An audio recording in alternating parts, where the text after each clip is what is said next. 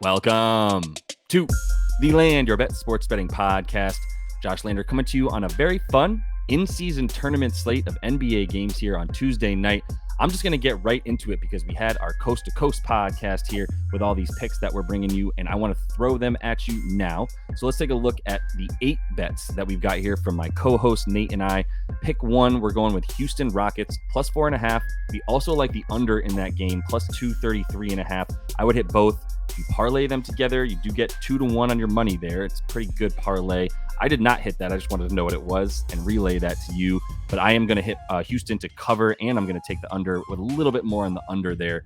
Full disclosure on the unit measurement. The second pick, we've got Atlanta and Cleveland. This is my bet that I brought to Nate, and he agreed. We like the Hawks and the Cavs to go under 238.5. You might find some 239s as well at the moment. And I would stay on top of that. That got bet up a little bit from about 235. And I mean, it's because the Hawks don't play a lick of defense, but they are going to be playing in Cleveland where this is much more likely to go under. The Hawks are 1-7 to the over on the road versus the 5-2 that they are at home. They play much better at home on offense. They score about 7 more points per game when they're in Atlanta versus when they're on the road. And the Cavs play much better defense and actually worse offense at home as well. 107 points per game at home for the Cavs this season, 114.5 or so on the road. So not really a lot telling me that this game should go as high as 240 where it sits right now. I really do like it at the 235 or so and even around under that. So we're going to go ahead and put a full unit on Atlanta and Cleveland. OKC and Mini, another under from the boys. Nate likes this one. I don't know that I'm going to bet this, but I know he already put something on the under for OKC at Minnesota. I get the reasoning here. I've got an under in this game that follows suit with Chet Holmgren going under his points and rebounds combo because of the fact that this Minnesota team at home especially is just so dominant on defense, especially down low where they've just got the trees of Gobert and Karl Anthony Towns hanging out, waiting for guys like Chet, who, God love him. I mean, one of the biggest Chet fans in the world, you know that. I mean, if you were following along on YouTube and otherwise, had a video sitting courtside where he hit that game-tying 3 against the Dubs, giving me one of my best basketball memories ever. But this is not a good matchup for him. He did have the opportunity to score a bit more with a higher usage rate for the last couple games while Jalen Williams was out with an injury. That's Jay Williams. Now Jay Dub is back, and the usage rate should drop back down to about 15% as opposed to the 20% or so that he was seeing when we had J Dub on the bench, like I said just a second ago. So I'm going to feel pretty good about the usage going back down. Like I said, the points per game go back down to about 17 and 22 per game that he was averaging with J Dub out for those past couple games. So the Timberwolves, like we know, this is where they excel on defense. Rudy Gobert, Cat, and Naz Reid right now, limiting opposing centers to the second fewest points per game, the third fewest rebounds per game. And I really like the under on the rebounds as much as anything for Chet.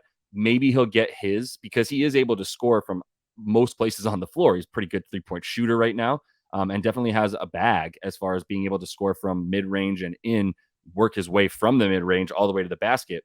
Doesn't matter, though. He's going to have a lot of Cat on him when he's 15 feet from the basket. He's going to have a lot of Gobert on him as soon as he comes inside of that. And so I think this is going to be a bad opportunity for him to get points and rebounds combined, and definitely the rebounds. And it's also why the pace is also why I don't like this game to go over as well as Nate, and why I would like, the offense to struggle a bit more than it has for OKC in recent games where they played a couple cupcake defenses, and they've had a bunch of matchups that were a lot better for them than this one where the number one defensive rating for Mini, the number one defensive rating on the road for OKC. Right. So the over doesn't have much life there with both these teams playing so well on defense in this context.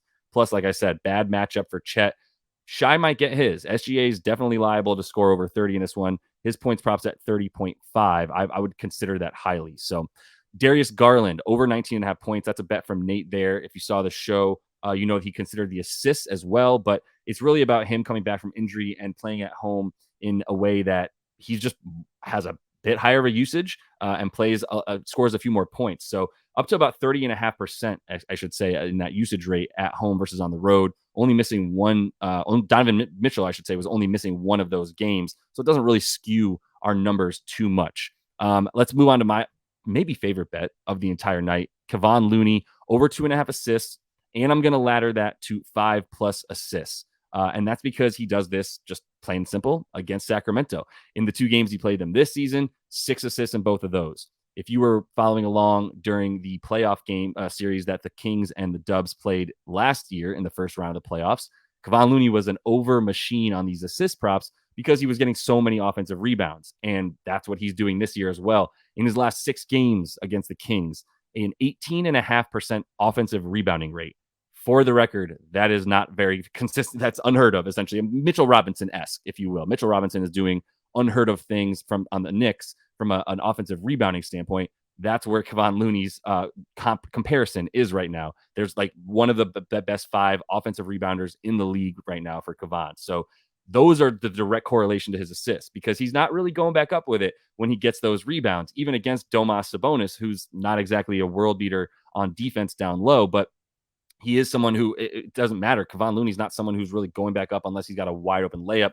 That's where the majority of his assists come from. He's averaging 2 offensive rebound, second chance points, assists against the Kings in those last 4 games that I've been talking about here. He's actually gone over this prop in 8 of his last 13 games against the Kings, dating back to last season, the playoffs, and this season. So some really good numbers for his assists, some really solid correlation to the potential assists that he gets as well, up to about 9 potential assists in the last 2 games this season, had roughly around 7 to 8 potential assists per game against them last year, including the playoffs. So the assist opportunities are there for him because the offensive rebounds, like basically however many offensive rebounds he gets, is a potential assist for Kevon Looney. So I'm going to take 3. I'm going to ladder it to 4 and 5. And just to be clear, you need to go to FanDuel to take the 4+ for Looney, and you need to go to DraftKings for the over 2.5 and the 5+ assists on this ladder play. So you get 3, 4, 5, and assist for Loondog against the Kangs.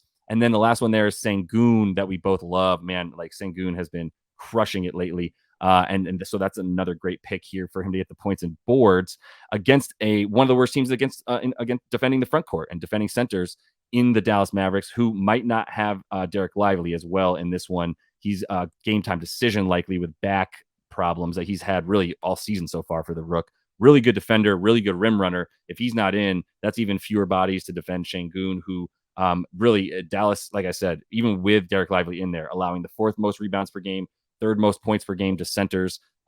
Probably will give up a bunch of assists too, as we know Sengun diming up this year. So in his last 22 points per game, 9 boards, or about 10 boards per game, I should say, up about, and 5 assists as well. So like the last 7 have been really solid for him. He's maintained a really good pace since the beginning of the season, and I would look at that one as well.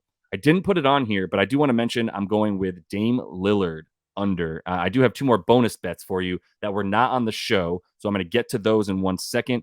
Plus, I've got something I want to look at with you guys for the in-season tournament, so you have a nice bet there for the Knickerbockers. But I do want to let you know I'm going Dame Lillard under as well. 27 points is his prop, so under 26.5 for Dame tonight against the Miami Heat. Just not a good matchup for him. I know that the Bucks need this game, and they do want to win, not necessarily handily, but they want to make sure that they win by a decent margin so that they can stay atop of their group in this in-season tournament play. That all that said, Miami also has a shot at making the in-season tournament wild card. Actually, honestly, if they just blow the doors off the Bucks, they could take the 1 seed from them in the group, but I don't think that's going to happen. More likely, they would have to get in a wild card, and really, they still do really need to beat the doors off the Bucks to get in. But all that said, like they're going to be bringing it on defense, and this has been a bad matchup for Dame against the Heat all the way back to last season when he was on the Blazers. Miami allows the 6th fewest points per game to point guards. Dame has averaged less than 20 a game in his last 4 versus the Heat, a 40% field goal percentage for him as well. And the thing that really hurts his potential for an over is the fact that he's not getting to the free throw line. There's no easy points right now for Dame. So the 7 free throw attempts, not even 6.8 free throw attempts that he has against this Miami Heat team in his last 4, it's like about 3 or 4 below what he would need to continue to get the 27 to 28 points that he averaged most of last season. And he's not getting those free throw attempts against this team who defend the paint incredibly well without giving up any fouls and free throws. So this is going to be a bad matchup for Dame once again. Haywood Highsmith could play for the Heat, and that would be huge as well as one of their best perimeter defenders. So we'll see how that one goes. I'm going to get into these bonus picks here. For those of you who did watch the Coast to Coast show, here's a few more picks for you, but I did want to tell you about the record real quick as well. right now, yes, or looking at yesterday specifically on Monday, brutal day. Did not enjoy yesterday. Actually, my worst gambling day of the 2023, especially when you throw in football and you throw in my fantasy football loss because Josh Jobs just turned into a pumpkin. That said, I'll read through them really quickly and then we'll get the hell out of here with these Monday results. New Orleans did not hit their same game parlay that Nate had. Neither did the Pacers. New Orleans didn't even win. They lost that game by 2, much less cover the 5. Philly won by 4.5. I told you guys I love that bet, and that was a really good one for yesterday. Cade Cunningham went over 31.5 points and assists, which Nate called. Halliburton went under 3.5 3-pointers made, which Nate also called. Anthony Davis did not get 2 blocks or hit his 3rd block for the latter, which sucked. And then Jokic didn't even play after what was going to be such a wonderful under, because I could show everybody that just because overs are fun doesn't mean they're the best plays all the time. And then Jokic didn't play because nobody played for Denver. And guess what? They still beat the Clippers because the Clippers just suck sometimes. I don't want to say they suck, but sometimes they just don't bring it. And Reggie Jackson, DeAndre Jordan turned back the clock and had some revenge narrative there against their old team. So that wasn't great. On the day, we went 3-5, minus 3.4 units. You hate to see it. We're still on the season 112 and 91, 27.15 units up. So we'll continue to move along and move past this. That's the shortest amount of time I'm going to spend talking about these fucking picks anymore. Let's get into some bonus stuff here. And I want to take a sec to talk about the in-season tournament just for like a minute, because it's really, really relevant right now to betting. And if you were paying attention, the first real example that we had of this was Phoenix when they were playing the other night, and they needed to really try to win by about 20 points to make sure that they could secure themselves a spot in the next round of this tournament. And they did. And so they had their guys in at the end of the game, like Booker and Durant were playing up 20 in the 4th, because they wanted to make sure that they covered some point differential, because the first tiebreaker after head-to-head for teams that are trying to make the next round of the tournament is point differential between the teams you've played and whatever. We all know the controversy with DeMar DeRozan getting pissed at the other team because they were scoring in the 4th. Respect for the game, whatever. Teams are going to try to score as much as they can right now, which is why some unders are dangerous, but teams are also going to be looking to play really solid defense, right? And that's where effort matters a little more. For this one, I'm taking a Knicks against the Hornets sort of alt spread ladder here. Minus 12.5 is the core bet. I'm fine with it. Like, they're going to try to blow this team out, and they've won both their first 2 games against them by more than 12. LaMelo Ball, still questionable. Not sure if he's going to play in this one. I hope that news isn't coming out while I'm recording this, and then I look stupid. But I will say for right now, I don't know that he's going to play. James Bouknight is going to play. That helps us if you're betting on the Knicks. But 12.5, and then look, you can take it at 13.5, 14.5, et cetera, on FanDuel especially. This is where I'm playing. This is on FanDuel because the alt spreads are a little bit better. I like the all the way up to 19.5. The 20-point spread, probably a solid number that they're going to try to beat in this one. They do need the point differential. The Knicks, they hold the wild card spot right now, but I want to show you a little bit more of exactly what the situation is for them, because I think it's hyper relevant to how they're going to play, and I can show you why it is that I feel so comfortable talking about them. All right, so for this one, let me get the right screen up. Apologies. All right, so getting that graphic out of the way, if you look at what we're talking about here for the East, right? I'm going to go up to the East here and click on the wild card in the in-season tournament. It's a little bit annoying because you have to go right to the standings on NBA.com. You can't just like look at it normally, but you've got the in-season tournament stuff here. So this is where the standings look like. The Pacers are the only team from the East that are in. The Bucks currently lead their group, which includes the Heat, and they're playing them tonight. And the Magic at 3-1 as well, above the Celtics and the Nets, I believe, in that group. So the Celtics are in trouble of not making the next round of this tournament because of the loss that they suffered recently. I believe I'm already forgetting who it was, but it was a bad loss for them. I'll look at their group in a minute. Oh, I'm sorry, the Magic. It wasn't that bad of a loss, but the Magic spanked them, and that's what they needed. More importantly, for the Knicks bet here, they have a point differential of 18, plus 18, and they are 2-1, right? The Heat have a point differential of plus 11, and they also are 2-1. Similar scenario for the Cavs and Celtics, and Nets as well. Excuse me. So for what we have for the Knicks here is just like win by as much as you can and move on. And they have the easiest matchup. Like the Heat are playing the Bucks. You've got the Celtics. They have a pretty easy matchup as well, playing the Bulls, but they are in a big hole with just a 0 point differential. Whereas all these teams above them have such a solid positive point differential, it's not likely that the Celtics are going to jump the Magic unless the Magic gets spanked, which I'm not buying into. And I'm sorry, the Magic don't even have to play anymore. So they basically need to beat the Bulls by 23. I guess I shouldn't count them out so much. This is getting a little bit more fun than I thought. I was really focused on the Knicks and Hornets. And to be honest with you, the Celtics, if they beat the Bulls by 23, are in because the Magic don't have another game and they have a 22-point differential. So that's interesting. I think everything I'm telling you right now about the Knicks applies to Boston as well, because Boston needs to crush the Bulls, who are terrible, and they can jump the Magic. The Knicks need to crush the Hornets, and they hold on to their spot. Not much of a shot at jumping the Pacers for New York in this one. I'm sorry, the Bucks either. So yeah, the Bucks, the Heat, the Knicks, they're all in the same Group B here, as you can see. The Heat don't have a great shot at jumping the Knicks, because the Knicks, if they can win by double digits or more, the Heat are not likely to just work the Bucks that way. Jimmy Butler is still even questionable to play in that one. But all I know is the Knicks are going to do everything in their power to win by as much as possible, and that's why I'm taking their alt spread. They beat this team already by 22 and 14 points this season, bringing that back up for you. So I think the 20 is super doable with LaMelo not even guaranteed to play in this one, like I said. Everything else, just to give you a little bit of the insight here, like this isn't just like, oh, one team good, one team bad. This is a very specific matchup that the Knicks dominate. The Hornets have the number one points in the paint. That's the highest percentage of points that they're scoring are in the paint. Who do you think has the top three paint defense? The Knicks, especially with Mitch Robb this year, Defensive Player of the Year candidate, and definitely all-team first defense, strong candidate as well. Not a great opportunity for them. Mark Williams having a solid season for sure. Love Big Mark, but this is not a great matchup for him, as he's gone under his props against the Knicks so far this season as well.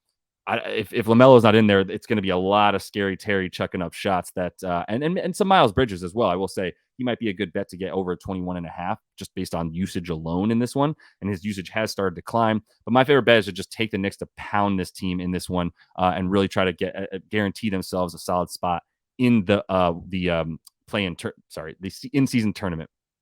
All right, last bet here that was not on the Coast to Coast podcast, and I'll get out of here for you guys. Draymond Green over 6.5 assists in this one. I like this bet a lot because he's coming back and this is what he does when he's got something to prove. Plus, he's playing the Kings. It's just a good scenario. So 20 potential assists versus the Kings in the game that he played against them earlier this season. He missed the first game of the season against the Kings. But this game, like I said, the second one, 20 potential assists. When you look at the playoffs and even last season, he's had at least 15 potential assists against this team in his last 7 games dating back to the playoffs, and 9 of his last 11 as well, I should say. He's gone over the 6.5 assists in his last 5 against this team, 7 of his last 9 games against this team. And the correlation there is Steph and Clay love to shoot against the Kings.